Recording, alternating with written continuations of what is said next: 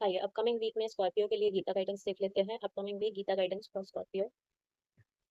अन्ये त्वेव मजानन्तः श्रुत्वान्येभ्यः उपासते ते अपि चाति तरन्त्येव मृत्युं श्रुतिपरायणाः। ऐसे भी लोग हैं जो यद्यपि आध्यात्मिक ज्ञान से अवगत नहीं होते, पर अन्यों के परम पुरुष के विषय में सुनकर उनकी पूजा करने लगते हैं। ये लोग भी प्रामाणिक पुरुषों से श्रवण करने की मनोवृत्ति होने के कारण जन्म तथा मृत्यु के पथ को पार कर पाते हैं। यावत्सत् जायते किंचित सत्वं स्थावरजंगमम क्षेत्र क्षेत्रज्ञ संयोगात द्विधीह भरतवर्षभ। हे भरतवंशियों में श्रेष्ठ, यह जान लो कि चर तथा अचर जो भी तुम्हें अस्तित्व में दिख रहा है, वह कर्म क्षेत्र तथा क्षेत्र के ज्ञाता का संयोग मात्र है। इस श्लोक में ब्रह्मांड की सृष्टि के भी पूर्व से अस्तित्व में रहने वाली प्रकृति तथा जीव दोनों की व्याख्या की गई है। आपके लिए स्कॉर्पियो यही गाइडेंस आ रहा है यहाँ पर भी कि अपनी जो आपको इनर विजडम से कनेक्ट करने की बात की जा रही है। देखिए उपनिषदों में और गीता में दो चीज़ों के बारे में बताया हुआ है। यहाँ पर दो बहुत इंपॉर्टेंट वर्ड्स हैं, क्षेत्र और क्षेत्रज्ञ।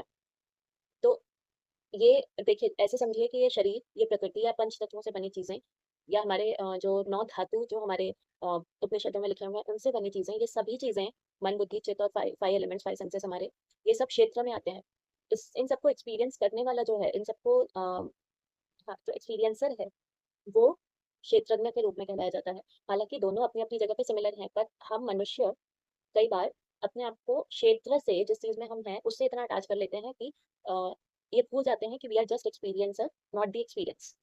हम ऐसे समझिए कि हम ये गेम देख रहे हैं, इस गेम का हिस्सा हैं, लेकिन ये गेम मेरा नहीं है, ये चेंज होता रहेगा। हम कोई मूवी देख रहे हैं, उसको उस मोमेंट में फ़ील कर रहे हैं, लेकिन वो मूवी और हमारी लाइफ़ सेम नहीं होती है। इसी तरह से हमारा जो मन है और जीवन है, ये 2 अलग चीज़ें हैं। आपको अपने उस मन से, अपने उस चेतना से कनेक्ट करने के लिए कहा जा रहा है आने वाले वीक में।